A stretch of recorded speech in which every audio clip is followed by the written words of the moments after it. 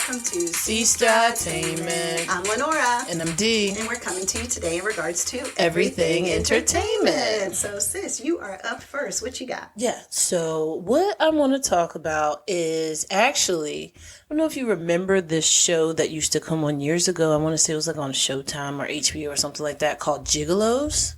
I do feel like I remember it. Yeah, it was like these, like, I think it was like 5 or 6 guys, and it was like an older guy who, like, he looked like he used to be really ripped, and now he's gotten older. He's not as ripped as he used to be.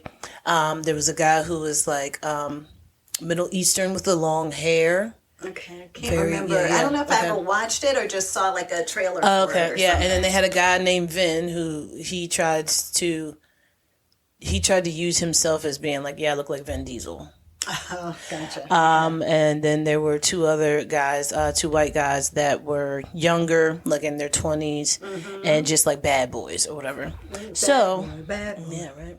So from this show, there's now a documentary out. Oh, okay. And it's called Sin City Gigolos. From the TV show? From There's a the documentary? Yes, let me get into this. Now, when I saw that, I was like, oh, yeah, I remember seeing that show. And then I was like, wait, what happened? Right, because this is about the true people were the exactly. actors. So was it Gigolos was a TV show in Vegas. It was all male escorts, right? Okay. And so while a woman is using one of the guys from the show, like using his services, he ended up killing her. What? Yes. Okay. So wait. Yes. Before I can even ask the question, you're like, yes. So wait. So he was playing a gigolo on TV. Yeah, in like 20 whatever that was. It had to have been like 2010 or something. And then what services was she? And then he was a gigolo on TV, but that was actually his job. Like you live in Vegas, and you are he was a escort gigolo who then was on this show as a gigolo, and then ended up during services killing this woman. Yes, wow. And I can't remember exactly when he killed her, but it was pretty recent. So he's still a gigolo. And so, like, he didn't take his gigolo ways and money and put it into anything else so he could stop being a gigolo. He liked the gigolo life. Yeah. I guess that's what it is. Yeah. So, So how did that happen? Did they tell how he killed her? Oh, yeah. So it starts off with, they don't even tell how he killed her or anything. They don't even tell you who it is. You don't find out who it is, I want to say, until like the 2nd episode. What? Yeah. Okay. Because, the whole time you're just seeing different...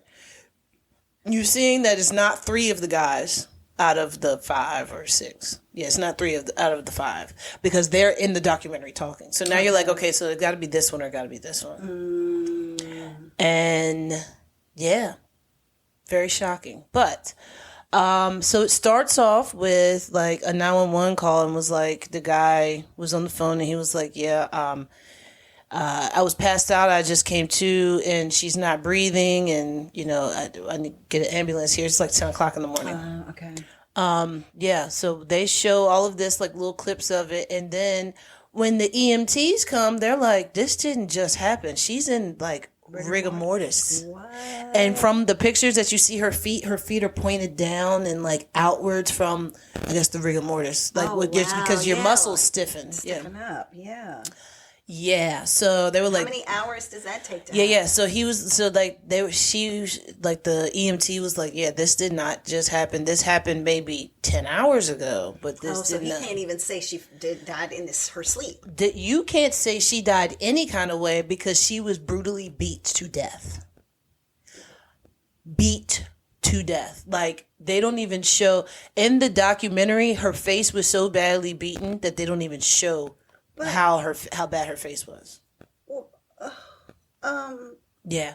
I'm trying to get words out. So he called them to tell them to come and didn't think that they would put together that he beat her? Well, he has like a story about exactly what happened and blah, blah, like blah. It was a blah. rough thing. Yeah, no, not even though it was a rough thing. It was like apparently they were doing drugs together, like mushrooms. And then she had a bad trip. And he said as he was trying to help her, she was trying to come at him and kill him. And then the back and forth struggle And he said, I remember falling back. He said, I remember hitting my head and then coming to, and she was gone. She was, yes. Okay, got it. But once the documentary is put together, all of that, it's BS. Of course. I mean, like, whoever put this documentary together is really good. And also, the guys who actually created the show Gigolos are I guess the creator and they are actually on this, and they were like, man, did we create monsters? Like, did we create a monster, or is this this would have happened regardless if we made this person famous or not? Because everybody who was on the show Gigolos were true Gigolos before. Before they were on the show. Yeah. So it almost makes you wonder if there is this type of personality of a person who would be a Gigolo. I don't know, maybe. You know what I mean? So, like, if you are a very arrogant, cocky, potentially narcissistic person who thinks I'm so fine and everybody wants me, that I'm a Gigolo. Yeah, I think that's what it is. And then you get on a TV show that perpetuates that mindset of now I'm even famous. Yeah. And then but then also they are going back and forth with each other because they're like, oh, you got, like, how did you get your six pack like that? And they're like, I'm not telling you my secret. So now makes them want to work harder. Yeah. So I'm just wondering, and the roids. Yeah, all the steroids. Yeah, roid rage. Yes. Roid rage. Roid that rage might be is a what thing. It is to her. Yeah. No, that wasn't what. That wasn't it. But yeah, so this allegedly he killed her. Okay. Allegedly, he's not in prison for it. He is now. Yes, he is in prison. It's not alleged. It happened. I don't know how far I don't know how far in the case it went. Oh, you don't know if he's been convicted. Yeah, I don't know if he's convicted. He's in. He's waiting. Got convicted, but he was in prison for a minute. Yeah, exactly. Okay, gotcha. Okay. So I don't know for sure, but there are things that the documentary puts it together like it's Law and Order. Like, this is clearly what happened. Like, that's how the documentary is. By just putting pieces of things together, hearing different stories about it. So, let me get more into it. The documentary talked about the cast of Gigolos and the producers, and they were like, it was all these men. Like, they were just, they were such masculine, like you had said, like we know that we're pretty and we're arrogant and stuff like that. One guy wasn't completely, one guy, well, actually a couple of the guys weren't like that, but some of them that were. I just want some money. Yeah. And I like to fool around. Yeah, exactly. Okay. Exactly. So now, like I told you about the man calling into the police, so you don't know which Gigolo it is. You don't know who it is. You don't know who it is. Gotcha, okay. And, like, you don't find out until way later on. Mm-hmm. So I was like, bro, this is, like, where's happening? Like, I'm fast-forwarding just so I can figure out who it is, because that's bothering me more than trying to figure out exactly what happened. Right. It's like the golden briefcase on Pulp Fiction. I don't know what's in there. But, see, that's what I'm saying. Yeah. So, he was just saying that she's unconscious, not breathing, and then he says she's cold. Yeah, if somebody just died, they're not going to be cold. Yeah, that's true. So the paramedics come and they see that she is badly beaten, and the cops get to, and he's still there. He's still at the house. And the cops get to him, and then they arrest him, right? So the weird thing is that he said they took mushrooms. Like I said, they watched Avatar. That's what it was. They watched Avatar, and 3 he said, hours. Yeah, he said that he was no longer here. He had transcended, and there was an altercation, and now she's unconscious. So he went to Avatar. I don't know, wherever the mushrooms took him, but wherever the mushrooms took him. But I know they were watching Avatar. But yeah, so I'm trying. I don't want to say who it is. Yeah. No, it was the first. It was the first. It was the first. It was the first or second episode. Yeah, it was like the first. It was like the first episode. Like halfway through, then you find out who it is, right? Okay. Now, when they talk about how her body looked, they said that the way that she was beaten to death was with some kind of like spherical thing that was like bludgeoned into her skull, and she had bruises all over her arms and her legs and things like that. So she was super badly beaten. So now the police thought that he had beaten his girlfriend. So they kept saying, "Oh, this girl, he beat his girlfriend." Blah blah blah. That's how bad this woman was beaten. Oh, so that they thought that she was a whole nother person. Because they were thinking that this is his girlfriend. No, his girlfriend's like, "Hi guys, I'm alive." Like, don't. But actually, it wasn't his girlfriend because they had recently broken up. I was going to say, so he's a gigolo with a girlfriend? Yeah. Okay. Yeah. Well, I mean, she's also an OnlyFans person, so yeah, it goes hand in hand. Yeah. I got it.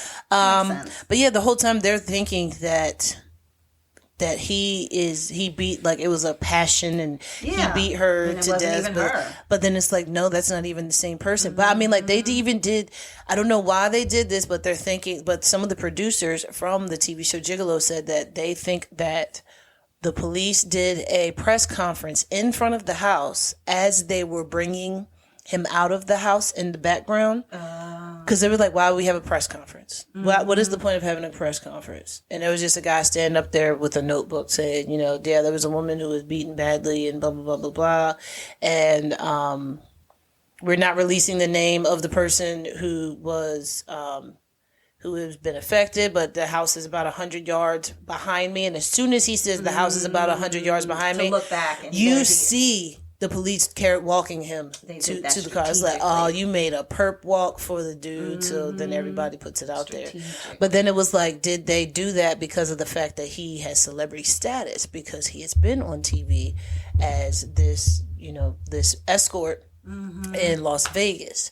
So, I thought that was kind of jacked up how they were doing that. But, it's like one part of the thing that I was like, what are you even doing, is after he beat her to death, he called another gigolo that he was on the show with and got them to come over. And that gigolo on the documentary says, so I cleaned up the house. I got the drugs out. I got the guns out. And it's like, can he be? What are you doing, bro? Like, I don't even understand why. Accomplice? Yeah, I don't. Do you not know what you did? And the crazy thing is, one of the people was like, "Wait, he said that?" Like, one of the people they were interviewing, they were like, "Wait, he said that?" Oh, so he said that on camera in the documentary. On camera in the documentary. Was that a cop who said that? Yeah, it was no, but it's like it was a lady who was, I think she was part of, I think she was a lawyer or something like that, or part of the how production. Could be that, like, I don't know, so out of the loop to know that you're not supposed to, number one, help somebody with that, but number two, admit it, and number three, admit it on a documentary that's going to go worldwide. Yes. And it's not like it's literally, all right, what evidence do you have that I actually did that? Case in point, push play, and then you're saying that you took the drugs and the guns out. And there was, like, from her bleeding out, there was bloody footprints. And they were like, those weren't his footprints. And they were like, some of the footprints look like a girl's footprints. Like, they were smaller women's feet. So and they were like, girlfriend there? They were like, well, it can't be her footprints because she is no longer here. So where's this other woman? Like, yeah. But they were thinking then it was the girlfriend. Yeah. So, but then when they found out it wasn't the girlfriend, was the girlfriend there helping out? See, that's the thing. Like, she starts to talk and then she kind of, like, quiets herself too. So I don't know exactly because the gigolo had just broken up with his girlfriend at the time, the real girlfriend. Yeah. That's no longer the girl ex-girlfriend. Yeah, now we know it to be. But they had they had broken up, and she was saying that his demeanor and everything had changed. And she said that he went from being so loving and sweet and kind to, all right, like, you need to get out of my house. Like, don't come home. I don't want you around me. I don't want this. I don't want that. Wow. She's like, I don't even know where this even came from. This came from out of nowhere. And then she said that for something like this to happen was like devastating. But then it's also like, I don't know if you had a part in it. Then one of the other gigolos calls another gigolo. Good gosh. and says, hey man, can you come over here? I want to show you something really quick. So you call someone to bring them into a crime scene. Yeah. For what? Right. What do you want to show? That's a weird statement. And as he is talking, he is like, he keeps saying like, all right, y'all, give me like 5 minutes. Like, you know, all right, hold on, give me a second. Like, because he is trying not to sob on TV about the things. Like, he's like, when they start asking him questions. He seems like he's an accomplice, but also it's like, wait, you called me into this, and now those are memories I'm going to always have in my head. Yes, because I didn't know what I was walking into. Exactly. He said as soon as he like peeks into the room, he said that like that thought made him instantly cry. He's like, yeah, give me a second. He's forever changed. He is forever changed. And he was so pissed off at him. Like, why would you call me? Right. Why would you do that to me? To tell me to come over to see a dead body. Yeah. Of someone of one of our previous coworkers. Yeah. What is it? If there's a John and a Jane, like what is it? It's John Doe, Jane Doe, yeah, and Jane Doe. But I mean, like if you're a prostitute, you have Johns, right? Yeah, you're John. So then, would for a male escort, would it be a Jane? I'm just wondering. Yeah, I don't know either. That's a good question. But it is. It's a very, very sad story because she was actually a woman who was working on herself and getting like things together as far as like getting her life together. She found out she had like a brain tumor. She was trying to get healthier. She was working on public speaking. Like she was somebody who was, enjoying her life. And like, it's just that he took her life. He basically took away this little, nice, sweet, kind-hearted person. So, definitely. Why did she feel the need to be with a gigolo anyway? But I don't know. Sometimes if you have the money, she might just be like, "Oh, I remember him from a TV show, and he's available. Let me go ahead and get him." Yeah, and if you're gonna go with one, you might feel like that's one you could trust because you're like, "He's been on TV. Yeah, he's been on TV. I know him." Yeah. So that's a very, very sad documentary, docu-series. But it was not just a movie. I think it's 2 or 3 episodes, something like that. Yeah. But it is extremely, extremely good. The way they put it together was amazing. How they put all of the things together. But yeah, they're like one of those gigolos is an idiot, and then the other, like one of the other ones that was a he used to be like the macho, big-headed one. Mm-hmm. He is now like, he has a man bun and a long beard, and he has stones and crystals, and he has like, his shirts look like they're made out of like burlap sacks, or not burlap sacks, but like, like linen. Mm-hmm. And stuff like that. And he's now a professional healer and all this other stuff. So yeah, he completely changed his life. And he was like, y'all can ask me questions all about this. He said, but I was not in this. I have nothing to do with it. I don't know why I'm here. Yeah, so I'm going to be as positive as possible, blah, blah, blah. So no longer a gigolo. No longer a gigolo. Okay, a healer. Yeah, he's a healer. I don't know what kind of healer, but yeah, he's a healer. Okay. So, but check it out. It is called, what does it say? Sin City.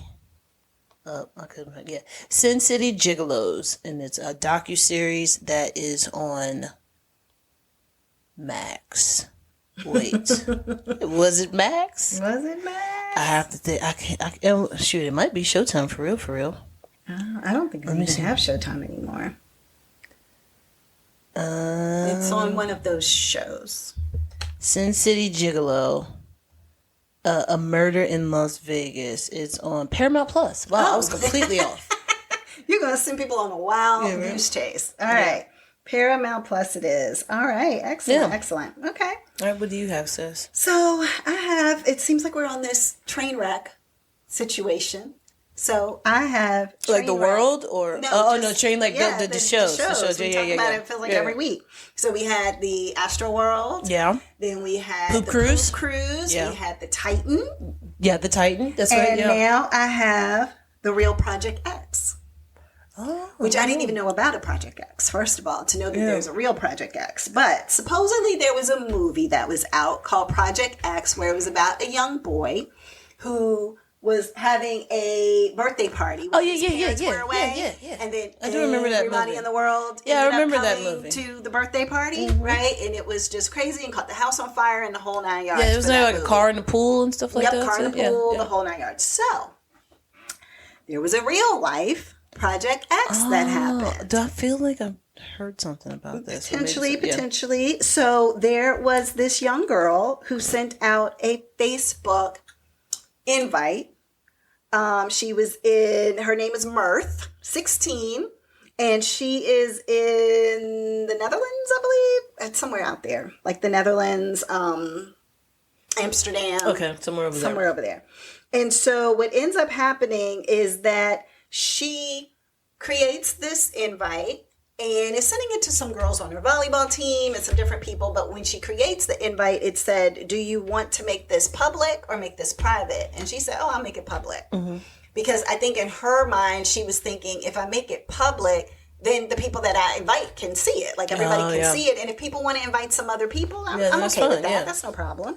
So what ends up happening is that she said she posted it. It started, going around, and she was a girl, I think, of means, to the point that people were like, oh, we'd love to go see her house. Like, it wasn't even about her. It was just, what I was hearing was a lot of people just saying Dutch. Okay. Yeah, Dutch. Which Dutch is Netherlands, I think. Yeah. So anyway, what ends up happening is that she said by the time she's in school, she's doing some things, she's, just like the same day that she posted, or within 24 hours, that's what it was. She's looking at the numbers and she's like 1,700 people. Yeah. Like, that's crazy. I would have canceled it. Netherlands. Yeah, I would have canceled it. So then it became, wait, hold up. So then it's Harren, Netherlands. Yeah, Harren. Okay. Yeah. And so what happens is that she ends up going through and realizing, okay, 1,700, like, oh, that's kind of cool, I guess, but I can't imagine that 1,700 kids would actually show up. Like, I don't even know there's that many in my school. So then she's like, okay, I see by the time the school day is ended, it's 3,000 people. So she's like, all right, enough is enough. I gotta pull the plug on this. So she cancels the event. Yeah. Well, one boy who got the event was like, okay, and like, I think it'd be pretty cool if I actually took her event, recreated it, and sent it to about 50 people that I know on my list, who then, and called it the real Project X. Oh, wait, so he was going to use her house? He just was like, if she's having a party, she was still having the party. They knew she was still having the party. They just knew she canceled the Facebook request event. Okay. So he was like, well, she's still having a party. I've been invited to it, so I'm going. But it'll be kind of fun to just create this event again. Yeah. And then, oh, by the way, in the process of creating it, I now invite 50 of my friends and call it the real Project X. And everybody has seen the movie. Yeah. So therefore, everybody wants to be a part of a real Project X kind of situation. So therefore, next thing you know, what happens? All those 50 people are inviting 50 more people, or 50 more people, or 50 more. I mean, like, it just keeps growing and growing and growing and growing. So then what ends up happening is that the guy, I think he like ends up feeling bad, or is like, oh, wow, like she approaches him or something. And it's just like, what's going on? What's happening? And so long story short, he cancels his. Well, then another person had that same idea to reopen it again, and then they spread it out to even more people. I wonder if they were just trying to see how many people would I think they really wanted to recreate the movie. I think that's what they really wanted to do with her party. And they were like, hey, if anybody has a really nice house and, the aesthetics to make it so that we can really make this movie a movie, then, make it our reality. But that movie was horrible. Well, for the house, for the family. For the people, right. So the girl realizes when she's got 3,000 people coming, like, okay, I got to tell my parents. Like, they're going to be here. Like, they're not out of the country. They're going to be here. So she tells her dad and her mom. They immediately call the police. Okay. And they tell the police, look, our daughter's having this birthday party that we were planning to have. However, we don't know how many people are planning to show up for this thing. This is what we have gotten. This is what we were told. Yeah. The internet has blown it up more than it needs to. Exactly. Yes. And she felt very confident that the police didn't really take it seriously. Like, okay, so what? Yeah. People said that on social media. What big whoop, We'll send some people out there, but no big deal. So then what ends up happening is that it's so crazy. So they end up sending a few people out there. The day of the party shows up, and hundreds of thousands Oh, so it's Woodstock. of people So it's Woodstock. show up. Yeah. To the point, and I mean, you have to watch it to kind of see all that transpires, but let's just say it was absolutely crazy. Like, the mayor of the town got hit up beside the head with a bottle. Like, and everybody. What's happening in Heron? I know, right? It was her parents in the house with nobody else really in there because it was just this mob of people outside. The police were outnumbered like multiple hundreds to one. Like, I mean, probably 1,000 to 1. Like, it was just absolutely insanity. You had people who were like, oh, I'm going, but I'm going because I want to document this. Like, I'm going with my camcorder and I want to record what is taking place. And in the process of them doing that and the activities that took place, they ended up getting beat up because people were like, they're recording us, and then wanted to take their camera, wanted to take their film, all of this stuff. So those gentlemen actually went with a different intention than the people who were just going to get completely wasted and destructive, like super destructive. And so like it at parts of it, you just thought it was a war zone. Like, you just literally thought it, like the whole her block or whatever was just and then you had people who were just drinking and like leaving trash all over the place, and it was just chaos, complete chaos. And so what ends up happening to those guys who were recording it, like one guy even in the documentary was like, man, you saved my life that night because I just knew I was gone because it was just a mob of people trying to beat us up. And then they had a video of them finally getting to the car and like, oh God, like they were just like, we're getting out of here. Like, and you just see them like getting ready to go in reverse, like, okay, let us get out of here. And I was praying that their car would even start because it was like one of those situations. But the guy was like, oh my God, this is too much. But they did end up getting their film. And in the process of that, they took it and uploaded it to YouTube immediately. And lo and behold, they, to this day, still have one of the top Netherlands YouTube channels. Oh, wow. Because of the fact that they took that party and they put it on the internet and they said, hey, this is the real, the real deal, the real one. And the real Project X. And yeah, they continue to do everything. But the girl got feedback that 2 people died at her party. Like, they got that information, but that was wrong. That was not actually what happened.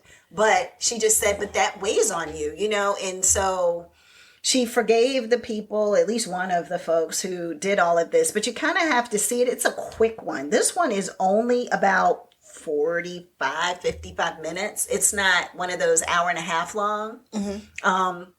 Versions of the Trainwreck, but it walks through so much that happened. Like, it was bad. I like really, these Trainwreck shows because I started watching the Woodstock one as well. I remember you mentioning something about that. But you had where people lost jobs. You have where people got arrested. What? It was. How you lose your job? Well, let's just say the police did not take everything very seriously when the parents called. Oh, yeah, that's true. That's true. So if you don't take things seriously, you don't have enough people there, all this destruction starts to happen. Then it's like, oh, should the chief of police have taken whatever they call it over in the Netherlands, but should this person have taken these things a little bit more seriously? You have shop owners who are just in tears because of the fact that certain things from a vandalism perspective took place. Like, there's layers upon layers upon layers on all of this. And then the people who did the wrong stuff, they're like yeah, I probably shouldn't have Yeah, continued yeah, to yeah, perpetuate yeah. this. And Now that stick it they're out. older, because they were Yeah, you're they were older, you're kids, smarter. they were little Yeah, teenagers. exactly. And that's what she ended up telling one of the guys. She was like, "Look," because she bumped into him like years later at in a club or something, and she said in her mind she was like, "He looks familiar, but I'm not 100% sure." And then he knew exactly who she was because he knew he promoted her party, Yeah. and so he just said he felt really bad about it. And like, even while the destruction and stuff was going on, he was like, I perpetuated this. Like, I am responsible for a part of this. Like, If you watch the movie and you want to remake the movie, they destroyed they destroy everything. And that's why the would you thing. say, like, yeah, when let's you do have this? All these people, I couldn't believe it. Like, it was insane how so many people showed up.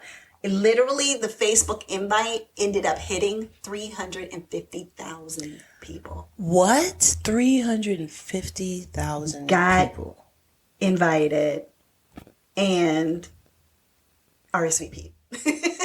Not all of them showed up. But still, that's insane. For one invite for a kid's birthday party, a sweet 16 birthday party has now turned into the biggest party the Netherlands has ever seen. That people to this day still remember. Yeah. And she's like, people in that city will never forget this heck no. party. And so that. And then we're like, well, where did all these people come from? Everywhere? Did they say that somebody traveled far for it? Did they go into that? They didn't really talk too much about that, and probably because it was short. It wasn't a very long. Because that would have been like, somebody flew from Florida, to the Netherlands to go to this kid's birthday party. You know what I'm saying? Right, exactly. Or caught the train from London. Exactly. Whatever you do over there. To get from one place to the other, because I think you can. I think you can do like a train through Amsterdam and Netherlands and Sweden. And we're so behind over here. The United States is just really behind when it comes to transportation. Public transportation. Can I? Well, and I guess the thing too is that they are all the same. It's not like you have to show a visa to get from one place to the other. Whereas for us to get to Canada or something, we would need to do that. But even we can do a train from here to. Yeah, but it's not a train like that. Oh. It would take you to get. Oh, you mean one of those speed trains? I don't know if the train going across like that is. I know the train from Paris and London is that speed train. Bullet train. One. Woo! But it's like our train rail system is from when the Chinese and the Irish built the railroad tracks. Yeah, that's a whole different ballgame. So it's like, we built that once 900 years ago. It's fine. Right. We'll just go ahead and patch up some places, and that's it. That's it. So it would be nice for us to be able to have things like that. That would you would be able something to new and, something that will get you there faster. Right? Exactly. You know what I'm saying? So I don't have to. For me to go to Georgia doesn't have to take me 2 days or a day. Yeah, because they're working off of the same rail system versus building a new one. But you have to have people who want to invest in the infrastructure, which that's not going to happen. Yeah, that's true. All right, so that was Trainwreck, The Real Project X. It's on Netflix. All right, what you got? Yeah, I'm going to have to go back and watch that. Yeah, all right, so, like I said, it's quick. Yeah. So I want to talk about the book that I was reading, The Let Them Theory by Mel Robbins. Okay, let them. Yeah, let them. That's how she says it. And you know what you do? You let them. She puts the them. Yeah. And I want to say let them with the em. Yeah, right. Apostrophe. So the book, I really do like it. It's not what I thought it was going to be. I thought it was going to be something different. Okay. I thought it was but it is a self-help book, but I thought that it was going to be more self-help in a different way, I guess. Yeah, I didn't really go into what I thought that it was, but it just know that this is not what I thought it was. Parts of it are. Okay. But not the whole thing. But basically she just breaks down how you can't control everything, anything or anybody. So you just go ahead and let people do what they do, and you do what you do. Mm-hmm. So the introduction to it is stop wasting your life on things you can't control, which is very, very true. So she was like even talking about where She said, she'll go to a coffee shop and she'll go in there and be like, let me get this. And then the person will move so slowly to make her coffee. And she's like, okay, come on. Can you speed this up? Come on. I gotta go. But it was like, but she was like, but you can't control what that person's doing. So you have to let them do what they do. Next thing you know, they done dropped it and you have to start all over. Because if not, but then also if not, and now you are making yourself upset, not that person. Yeah. Your brain is you're just making yourself more upset. Mm-hmm. So another thing is that she goes into, she said with another part of the book, I can't even get my words out. She says, let them and let me. So the let me part is, like, oh, this person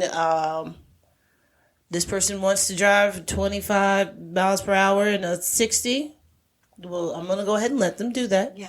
I'm not going to beat my horn at them and flick them off as I drive by them. Just let them do that. But I know what I need to do is I need to just make sure that I am on my right path of where I need to go and just go around these people. Yeah. Basically stay in your lane. Okay. So the let me is more, okay, so now that I can't control them, what is it about myself that I can control that I can take care of this situation? Exactly. If you're in a situation like that with the coffee, you're not going to be in that situation. So, but it's like, but no, because you can control your emotions that you're having. Your emotions, right. For this, So it's like, you can't control how quickly they're going to get it to you, or like if you've already paid, it's not like you could control it by saying, you know what, I'm not even going to wait. I'm just going to leave, something like that. But if you paid, I'm going to stay. Yeah. That's me. She says, life is stressful. Oh, wait, she says, managing stress. It's a shocker. Life is stressful. Let them stress you out. Oh. So, about that, I don't know too much. I don't remember too much about that. But is that because letting them stress you out feels like you're right back in that same anxiety spot that you would be while waiting for the person to it's like not going down a rabbit hole with your brain while, like, not getting yourself more amped up. Yeah. Okay. So it's like life is going to be stressful, but just expect it. But just expect it and just go with it. Just be like, oh, I knew something like this was going to happen. Okay, now I'm prepared. Okay. And then fearing other people's opinions. So she says, let them think bad thoughts about you and how to love difficult people. Okay. So the let them think bad thoughts about you is like you can't control what somebody thinks about you. But the person, nobody is in your life. So it's just like, okay, well, you think that this about me, then... Yeah, that's what gets me about when people don't want to go on, like, social media and go live and things like that. It's like, well, no, I don't want to do that. I'm too afraid. I'm afraid somebody's going to come in and troll me. I'm just not wanting to go live, because it's like... you're on the spot. I might have something to say, but I'm just too nervous about it or too scared about it. And to me, I've always been like, is it nerve-wracking to kind of do it the first few times? Yeah, it's like weird. Oh, yeah, you're like, absolutely. Who am I even talking to? Is anybody here? Like, what's going on? But at the same time, it's like if you have a message and something to say, then just go ahead and do it. And if somebody comes into your space and they are being disruptive or rude or whatever, they don't even know you. Like, they have no clue who you are. And guess what? There's a button that you can use 9 times out of 10 to disconnect that person. Yeah, I feel like... get rid of that person. Why isn't this created? AI is for negative comments. Well, they do that blocks negative comments. Right. They do have on some platforms, like I know for TikTok, for example, before you go live, or just in general, you can put it on your page that if anybody comes into your space and they have these keywords, then they're kicked out. Oh, okay. Yeah. So you can't block people based okay. on that. It's just most people don't take the time to think of what keywords would some jerk come in and say in my live for me to put on here. Hoping that I don't attract that, but yet still exactly. Yeah, so it's that's you would have to come up with certain words that you just assume. And then I guess if somebody came in and they said that word, then you would know, okay, when I get off this live, let me put that word on that list.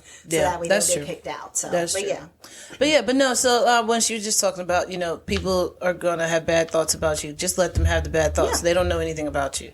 And then also, it's like, it's people having the bad thoughts about you. How do you know that they're having the bad thoughts about you? Mm-hmm. Are you having the bad thoughts about this person having bad thoughts about you? Right. So it's basically just like you can't control anybody else. Just just do you. And you are stressing yourself out about something that may not even come to pass. Yeah, exactly. Yeah. So why are you even going down that rabbit hole in the first place? Because it's like, look, you could go and have the best time ever with whatever it is that you're too afraid to do. And it's like, oh man, I really should have done that. Or I'm really glad that I did that. And so, yeah, you're right. You can't just allow that to happen. And like somebody says, I can't remember who started this, but I've heard it 5,000 times. But what other people think of me, it's none of my business, right? At all. It's none of I love that saying. Yeah. Whatever you think is none of my business, bro. What's it? You thinking? None of your thoughts should be any of my business, first of all. And it's hard because it's easy to say, but then when you get into certain situations, it's hard to do. Yeah. Because then you're like, oh, well, in this instance, what they think about me is kind of my business. It's like, no, because now has your thought become now words in my face. So now. Yeah.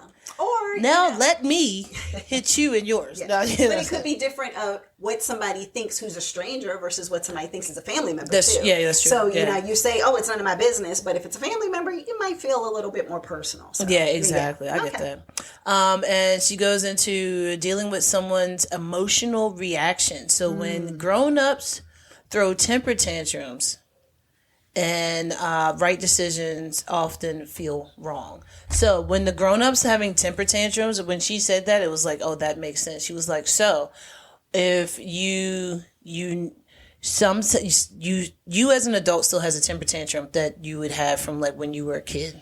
Okay. Right. So the thing is that it comes out differently.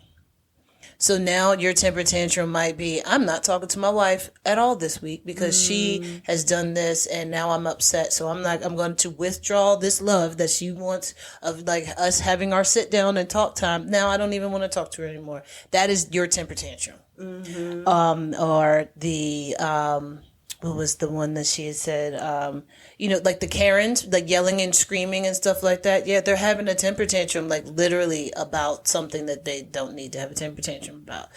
So it's like the different parts of the book is really amazing, and I like it. She talks about adult friendship, and I mentioned this. I don't think I told you about this, where her kids, they moved to a different state, and her kids were like, "Mom, you need friends," and she was like, "Yeah, well, what am I supposed to do? Just go and like." Can I be your friend? Yeah. And she said she met this lady, thought she was really cool. They thought they hit it off. And she was like, but now it's like, Dad, how do I go and be like, hey, you want to go for a walk with me this morning? Or, hey, you want to do this or you want to do that? She was like, how do I go about doing that? And while she's walking with her kids, and she said her kids just start walking up the driveway of the house of the lady that I was just like, yeah, that lady right there seems really cool, but I don't know what it is about me that she doesn't like.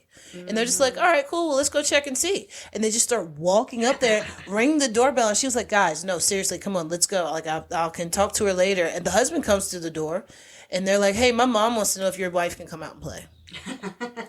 And he's just like, yeah, give me 1 second, let me go get her. And he gets his wife, and then now they are really good friends, and they walk and they talk all the time. So it was trying to move to a new state, and making new friends and leaving all of your friends that you still have that are just not as close to you because they're in a whole nother state, different place. Yeah, exactly. But yeah, everything else that she talks about, she does go through some stuff with like struggling, like how to not enable people with the let them. So it's like if somebody has a drug problem, you're not going to be like, okay, let them. No, she's like, if they have a drug problem, you're not going to be like, okay, you come and like stay with me while you're dealing with this drug problem. So then that way I can keep an eye on you and I can make sure that you're okay because I know you're not going to stop doing drugs. She's like, yeah, that's an enabler. That is not what I mean by the let them theory. Yeah. And she was like, what you have to do is you have to tell them, hey, if you don't do this, then I'm going to do this. Because you still have to control what you can control for yourself. So it's not the let them of you do it, whatever. But so it's like she's saying,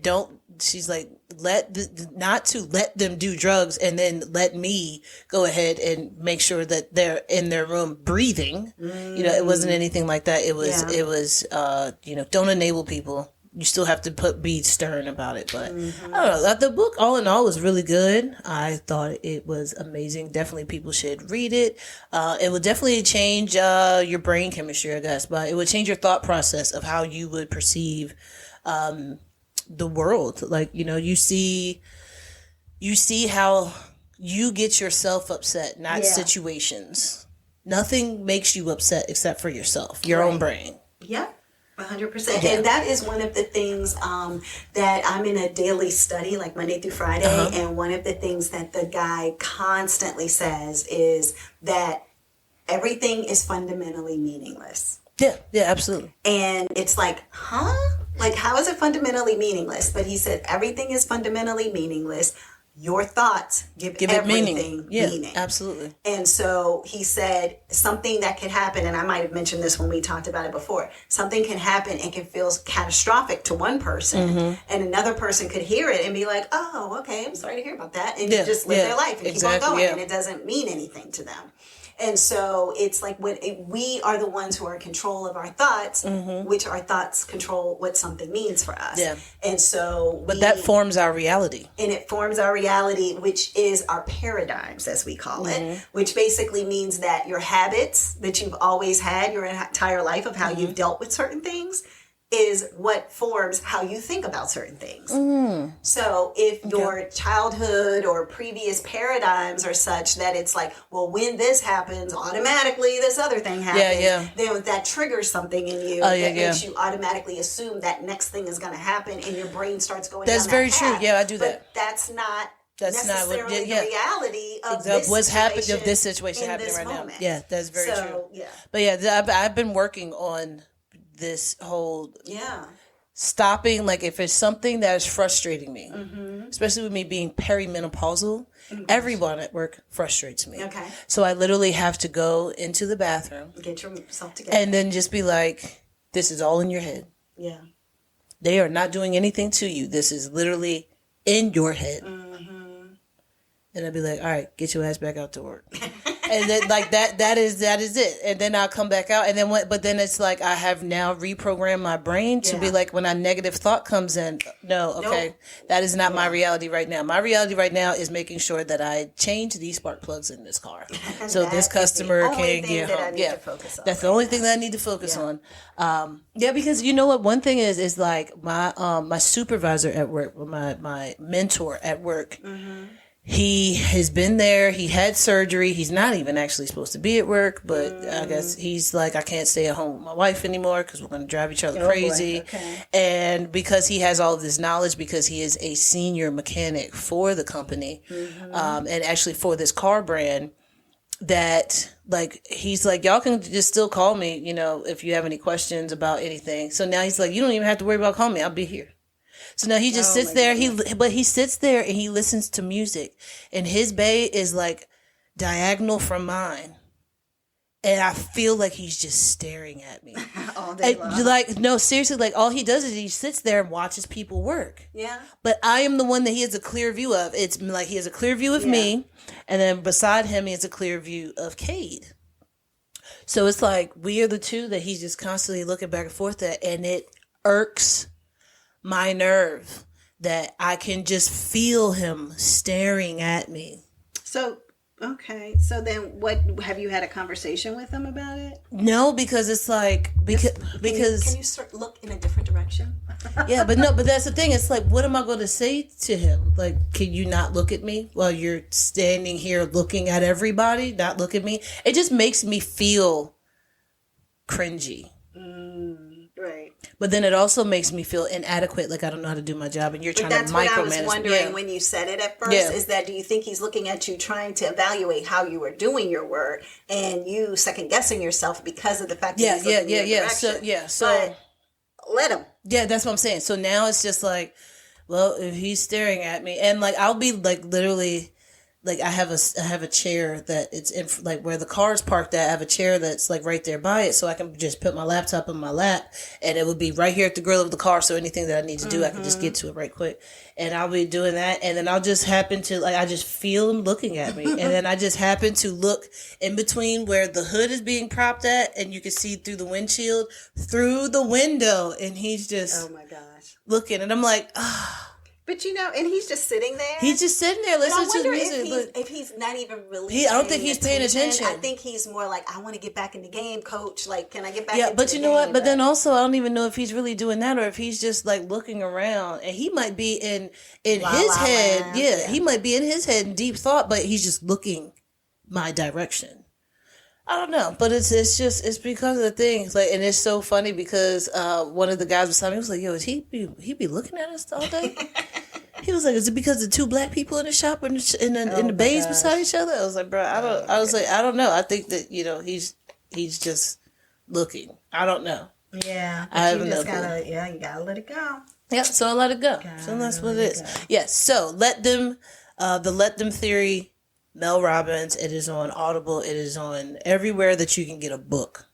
That's where it's at. Actually, if you have Amazon Music, you can listen to the Audible There you go. version of it for free. I didn't know you get a free book per month with that. So yeah. Love it. Yeah, I remembered you telling me that. Yeah, I had no idea. Yeah. So, All right. So what do you have next, sis? So I have the TV show And Just Like That.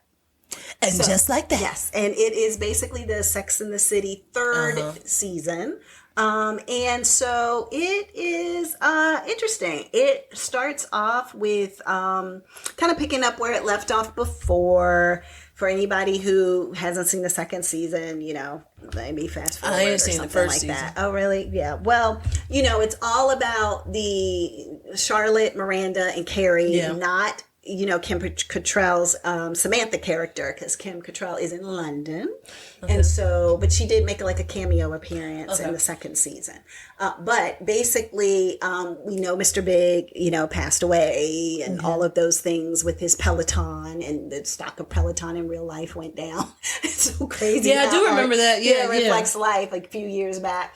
And so anyway, what ends up happening in this season is that you basically have Carrie, and she is just trying to, starting off this season, she's navigating a long distance relationship with her new boo, Aiden. So basically, Aiden and her had been together previously. Now they're about the same age. He's the guy who was in My Big Fat Greek Wedding. What's his name? John Corbett? Yeah. Okay. So he plays Aiden, a love interest that was a love interest of hers from before, from previous. Okay, season. Yeah. That's what I was So thinking. I was like, wait, she was always like an messing Aiden with and a Big and all this kind of stuff, and then I think she cheated on Aiden with Big and all of this. Yeah, so, it was a whole back and forth between whole them. thing, and so he was very much like, look, I'm okay with us, trying to start this thing back up again, but I'm not coming back into that old house of where you were, because that's where I knew, like, you cheated and da-da-da. It's a triggering house. Yeah. Right, exactly. So he's like, so basically they moved to this, like, nice, beautiful, big, I don't even know if it's a brownstone. Anyway, but it's this big, huge space that's a little further away. She can have, like, animals if she wants or whatever. Okay. Come to find out she has rats, but that's a whole other topic. But basically, sounds like New York. It is New York. I mean, it is what it is.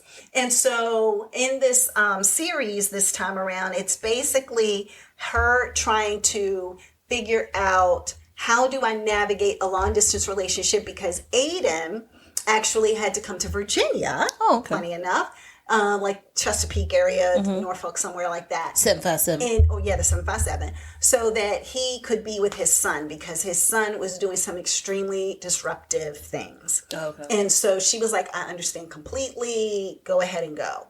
And so then he says, well, I really probably need to limit our conversation, because I got to give him it's my child. I have to give him 100% of my focus, and he's spiraling.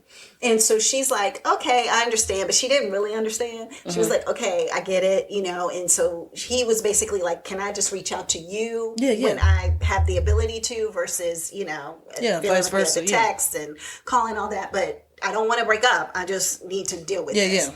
And he has an ex-wife that's there too, so you're navigating that. And then, but she has a boyfriend, and they go through this whole, thing. Even at one point, the ex-wife calls Carrie and is like, hey. And she's like, why in the world is she calling me?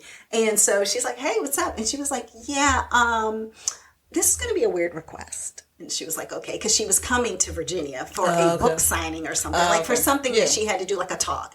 And so she was coming to Virginia, and she was like, oh, Aiden, I am coming to Virginia, so I'm going to be in the Chesapeake area. So, you know, maybe I'll see you, but I don't want to put any pressure on you. And he was like, no, absolutely. Want to see you. So the wife found out, you know, which is fine, and she's cool, and she basically was like, yeah, so since you're coming, can you do me a favor? And she was like, what, not see Aiden while I'm there? Like, what is your favor? And she was like, no, nothing like that. I don't care about that. She was like, can you bring some Adderall? And so she was like, wait, what? Like, what are you, why? And she said, well, actually, it's for our son, because the boy's name is Wyatt. And so there was this shortage, I guess, and I don't know if this is in real life or not, of Adderall. And she was there was a shortage of Adderall. Okay, so she was like, but you're in New York City, and I'm assuming that New York City, like, there's an abundance of everything in New York as opposed to Virginia. So therefore, I'm just hoping that somebody can get their hands on some Adderall and help me out for my son. And I wonder if it was just in Virginia that there was a Adderall shortage. I don't know. No, they made it sound like, well, when she went back into the restaurant saying, yeah, that was Aiden's ex-wife, and she's asking for Adderall, and Charlotte was like, oh my God, yes, there's this big shortage, and there's so much going on, and da-da-da-da-da. And so Charlotte, being the drug dealer that she is, she was like, okay, give me a second. I think I have a connection. So she goes over to a table of all these other moms, because this particular place had all these moms there. And she was like, okay, let me talk to you about this. So we just got a call from somebody in Virginia. They really need some Adderall. Do you still have your contact? And the girl was like, yeah, I still got it. How many pills do you need? And she was like, how many pills? Okay, got it. Okay, this, that, da-da-da. Charlotte came back like, got it. It's done. It's taken care of. You can take the Adderall. And she was like, wow, are these drug transactions going on in the middle of this, like, women's brunch in New York City or whatever? So it was kind of funny and hilarious. So you have that storyline of her just trying to navigate. Adderall is like the limitless pill for people. Okay. Yeah, like, I don't know what that means. You've never seen that movie Limitless with what's his name, Bradley Cooper? Maybe. Where he takes the pill and then he's just like, he's so in tune with everything around him. I think I've heard and like that. he's just so great. Like, he was about to lose his job, and now he's like on top of his job. That's why people take it, because it's basically like speed or something. Right? Yeah, I think it's just like one molecule away from being meth. Oh, geez, Louise. Okay, did not know that. It's like an extra molecule, but it's like whatever that. What is that called? Whatever that makeup is, whatever they call that. The composition of it? Yeah, whatever the composition of it, whatever the name of that kind of thing. Like, they say that it's not a pain pill, it's not a whatever, but whatever whatever that is, it's just part of meth actually makes you focus in, and then they just focus on that focus in part, and not so much the nodding off part. Oh, yeah, because you stay up. Yeah, that's why people take it when they're trying to study and stuff like that. Yeah. But it makes it college. actually, but the thing is that if you have to be careful how it is prescribed to you and how you use it, because if you are a person who goes down a rabbit hole, do not take Adderall and then start scrolling, because now you are down that rabbit hole and you're never getting out. So everything that you actually needed to do that day is not happening. Got it, because you're down the rabbit hole of it all. Okay, interesting. Yeah. So just to quickly highlight some of the other characters on here. So, Charlotte, she is doing her thing with the art gallery still, as always. Her and her husband are still together, very happy. But she is feeling a little bit like the old lady with her coworkers, because they're going out selling art, like by hanging out with the clients at like clubs at night and partying and stuff. And she's like, no, I don't do that. But then her husband was like, yeah, go ahead and do it. Wait, which one is Charlotte? The one with the brown hair? Okay. Yeah. And so she's like, her husband's like, no, go ahead and do it. And I'm going to come with you, because they're calling me the old guy at my job. And I'm going to put on some skinny jeans. Oh, and I'm going to put on a tight shirt. No. And I'm going to go out and I'm going to hang with you. And they had the funniest clip of him with his skinny With his jeans outfit on, yeah. He was But probably also, super uncomfortable. Well, yes, he was. He was like, oh my God, this is absolutely horrible. But then at the club, something terrible happens. And so it was really, but it was funny. It was like, oh my gosh, really, dude? So that was hilarious. And he was like, look, just go ahead, have fun with them, continue to hang out. And then they were like at a party at 3 a.m. And then they were like, okay, we're going to the after party. And she was like, there's an after party? Yeah. Like, what time are we going? And so when she finally left out from all the partying, the sun's up. Yeah. And then New York, you can party till 6 a.m. Yeah. You know? And then she had to go to work. So she was like, oh my goodness. So she's at work, she's yawning, she's asking for Tylenol. They were doing all these shots, they were dancing, all this stuff. And so, it's crazy. So there's her life story and her children, her daughters. One of them's in love with a guy who's pan. Okay. Is that right? Yeah. Pansexual, yeah. So, yep. And so there's a storyline there. You have Miranda, who is like, I haven't been in a relationship in a while. I'm really looking to hang out at these clubs, but I really don't want to. But I want to meet somebody. And Miranda came out as a lesbian on the show, right? Correct. Yes. And so she is hanging out, and Rosie O'Donnell makes an appearance. Okay. And at the end of the club night, who's the only person left? Rosie O'Donnell. So they're talking and engaging, and Rosie's like, look, you're the most beautiful person that I have ever seen. And I would love to have you come to my hotel. And Miranda's like, sure, why not? You know? So they do some things, and then the next thing you know, Miranda's like, oh, okay, yeah, great. So I'm getting ready to go or whatever. And the lady was like, oh my gosh, I just really appreciated this experience. I was hoping it would last a little longer because it was my first time. So then Miranda's like, oh, first time with a woman? And she's like, first time ever, because she's a nun. What? So Rosie O'Donnell was a nun. A gay nun, a lesbian nun. Well, she walked away from being a nun very recently. And I don't know if she'll go back or what. But then there's a lot of movies and shows about nuns walking away from their habit. Oh, from the habit. Yeah, but it's crazy too because of the fact that you're just like, okay, so now I'm like committed to this person because like they left. No, absolutely. No, I mean Miranda was definitely not that. She was like, and then even Carrie was like, you like had relations with a non-New Yorker? Like, we don't do that. Non-New Yorker. And I didn't even put together that New Yorkers might actually feel so like above all that they're just like, no, like a rando who just came through. They're from Jersey? Right. Well, maybe not Jersey. But No, I mean like they're like New Yorkers in New Jersey. They're like bruh, you live in New Jersey. Nebraska? You like you just you know, just like Iowa? somebody from like somebody who just came here for a limited amount of time. Like you hang out with other New York, like that's all that you are to hang out with and hook up with are other New Yorkers. You're going to set yourself up if you do that. And lo and behold, Miranda did, so that was kind of hilarious. But but they have the usual suspects. You still have Nicole Ari Parker on here. Because you said that I remember when they diversified. You said that, but they threw it in your face. I remember you saying like they threw it in your face. It felt very like, forced. We have to make more diversity on here. So where's our Hispanic and where's our black woman? And maybe we need another black woman. And now we need a woman who is from I don't know where she is from. Actually, I think she's like not Armenian, but like from somewhere in the Middle East, right? Exactly. And they have great storylines too. She's in love with a guy who's an actor who's never really around, and all she can talk to him is with Zoom. And then there's some blow up from that. Nicole Ari Parker, she's trying to work on this documentary, trying to show all of the greatness of these legendary black women and pulling that together. But her main editor leaves, so now she has to go and find a new editor. And so far, where I am in this season, a really fine guy shows up as like the top knowledgeable person about how to edit this stuff for black women. And she didn't want a man. She wanted a woman, but he's the best one,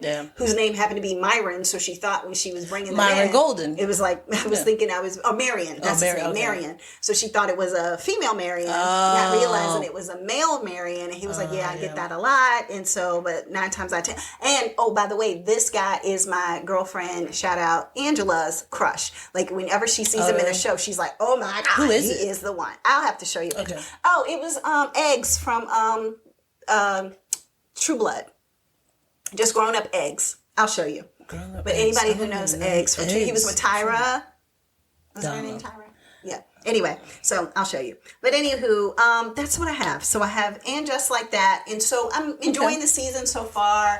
They're doing some random things like where the lady who is from the Middle East, her name is Seema Patel. She ends up going with Carrie to Virginia for some random reason. And you're just like, you didn't. Why You would didn't have to. want to go? Like she literally stayed overnight, and she was like, "Yeah, I'm heading back to New York." And it's just like, okay. Yeah. But So then we Carrie need to put you somebody on to go thing. with her because yeah. she was like, "I don't want it to seem like I'm only there for Aiden. Like if he doesn't want to see me, then I would love to have somebody to hang out with."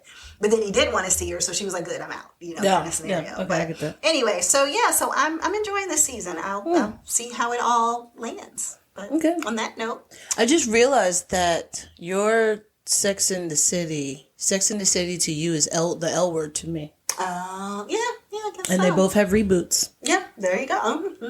There you go. Look at that. Yeah, Look at exactly, that. Yeah. exactly. So again, And Just Like That, this is the 3rd season, and this is on Max. So enjoy if you want to check it out. It's got some interesting, funny things. It's funnier than, I feel like this year it's funnier than it has been in the past. So. Well, that's good. They need some humor.